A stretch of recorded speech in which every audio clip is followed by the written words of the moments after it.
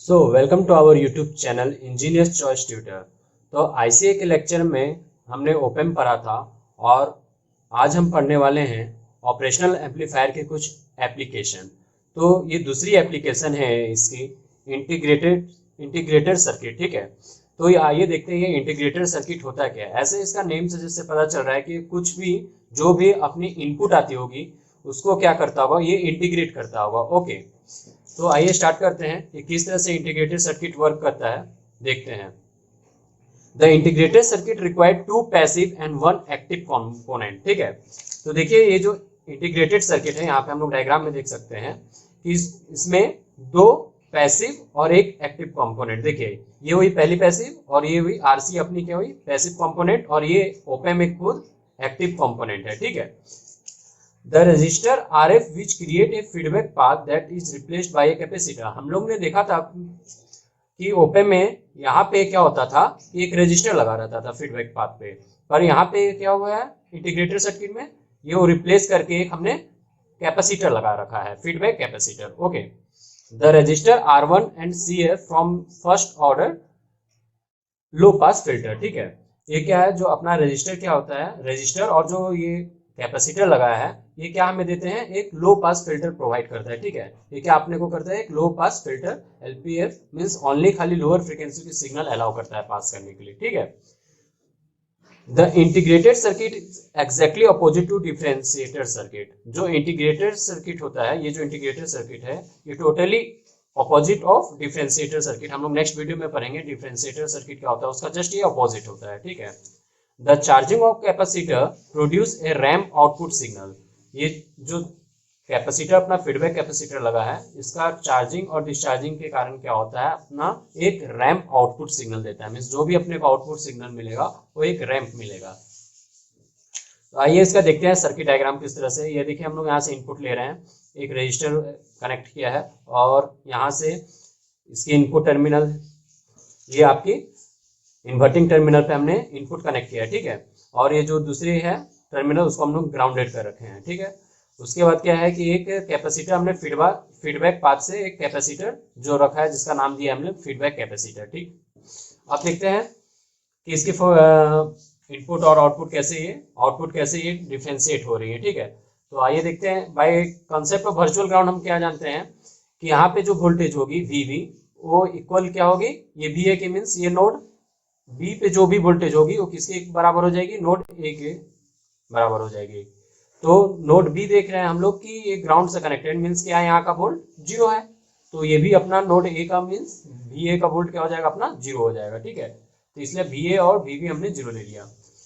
अब देखते हैं हम लोग कि इनपुट साइड में क्या लगाते हैं रूल, करंट रूल, और ये देखते हैं क्या होता है। आई इक्वल टू क्या हो जाएगा अपना, ये V in minus V A upon R A one होगा। ठीक है, V in minus V A upon R one ये हो जाएगा। ठीक है, अब देखिए ये वी ए का वैल्यू क्या है, अपना 0 है, तो यहाँ पुट कर लेते हैं हम लोग। तो I equal to V in minus 0 upon R one, तो यहाँ से क्या निकल के आया, आई इक्वल टू क्या निकल के आया, अपना वी इन निकल के आ गया। ओके, इसको हम लोग इक्वेशन 1 डाल देते हैं। अब फ्रेंड्स देखते हैं आउटपुट साइड में क्या होगा। ठीक है, तो आउटपुट साइड में देखिए यहाँ पे क्या है कि आउटपुट साइड में हमारा कैपेसिटर लगा हुआ है। ठीक, तो आउटपुट साइड में कैपेसिटर लगा है, हम लोग जानते हैं कि कैपेसिटर का क्या फॉर्मूला होता है, I equal to C dB by D T होता है। ठीक है, ये देखिए आउटपुट साइड में क्या होगा अपना formula, I equal to C dB by D T, हम लोग जानते हैं। ठीक है, तो यहाँ पे हम लोग क्या लगाए हैं, कैपेसिटर सी एफ लगाए हैं, तो I equal to C F DB by D T हो जाएगा। ठीक है, तो अब यहाँ पे हम क्या करते हैं कि वी की वैल्यू डालते हैं। वी की वैल्यू क्या थी अपनी, यहाँ पे वी की वैल्यू क्या है, V A minus V not.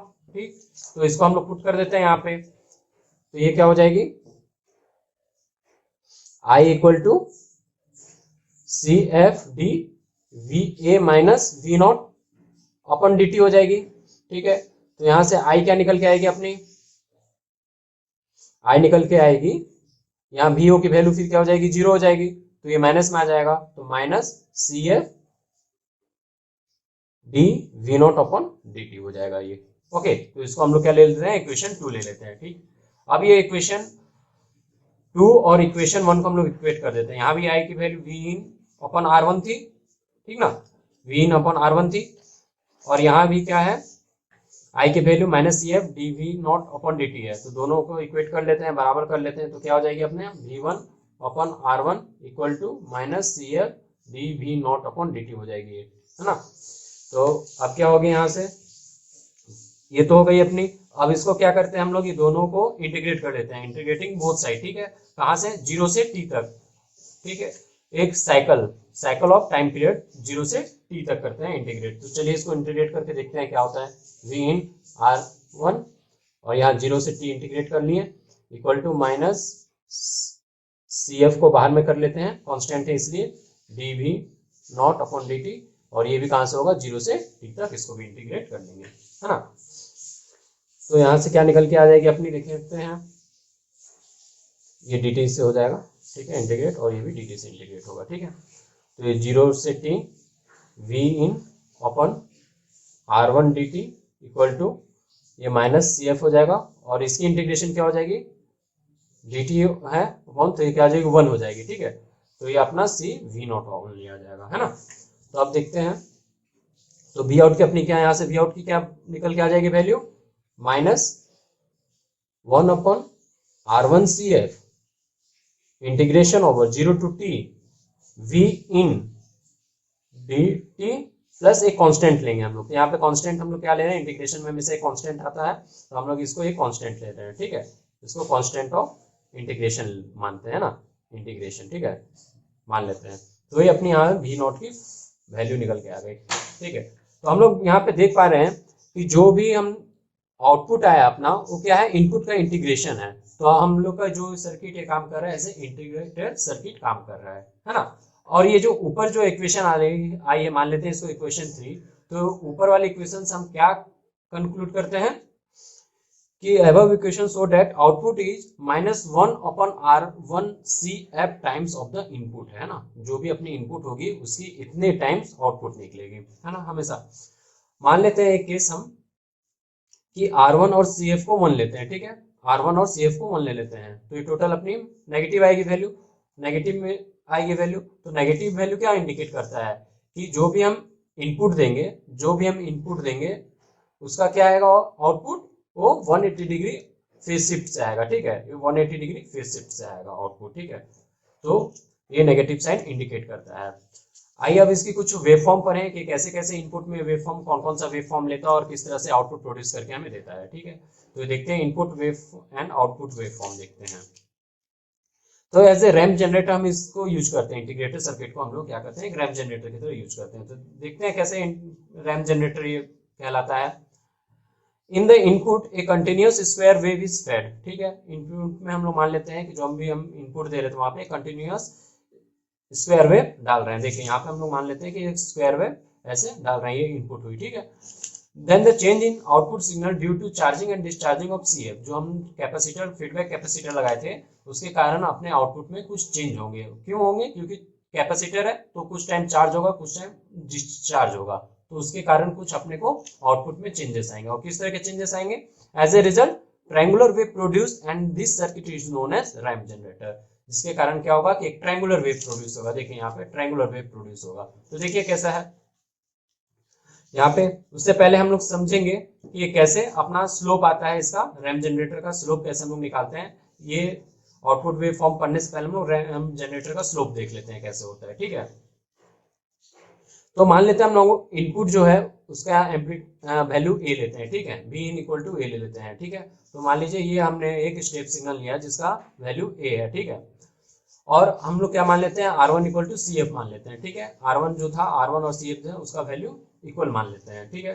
तो क्या हो जाएगा, आउटपुट अपना क्या होता था, -1 upon R1 C F integration 0 to v in dt plus एक कॉन्स्टेंटली यूज करते थे इंटीग्रेशन कॉन्स्टेंट ये। तो अपना आउटपुट क्या निकल के आया, -1, इसका वैल्यू क्या है, दोनों का बराबर है तो ये 1 हो जाएगा, ठीक है। तो 1 आ गया यहाँ से।